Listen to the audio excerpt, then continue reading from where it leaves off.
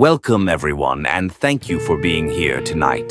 This is not an easy story to tell, and it is not meant to be comfortable, but it is meant to be honest, because some lives are brightest only when you understand how much darkness they carried. And tonight we pay tribute to Bob Weir by walking through the final shadowed chapter of his life, the years when his body was failing. His strength was thinning, and yet he still walked onto the stage and gave people joy while quietly carrying pain most never knew existed. Bob Weir did not die. Suddenly he faded slowly, deliberately, and with awareness, and that made his endurance all the more haunting. In the years before his death, his body became a daily negotiation. Decades of relentless touring left scars that never healed, joints worn down lungs, weakened energy, rationed carefully.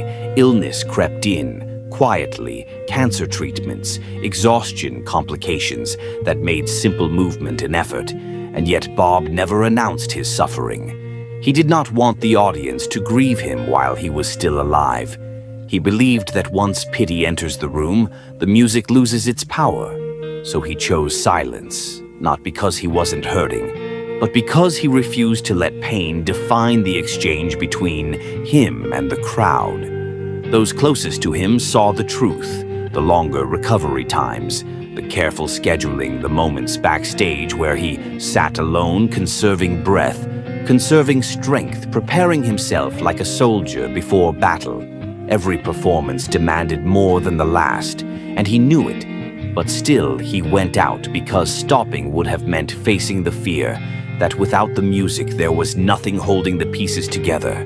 Bob Weir had built his entire life around sound routine, rhythm, and connection.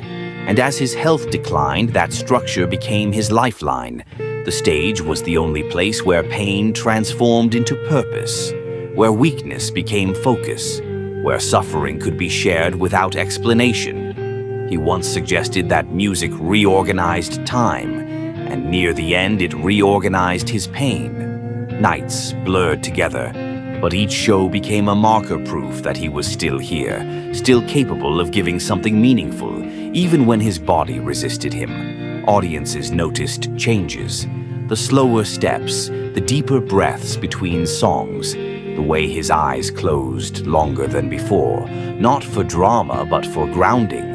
And yet the moment the first chord rang out, something ancient, awakened, the room still shifted the same way it always had, because Bob Weir was not performing strength.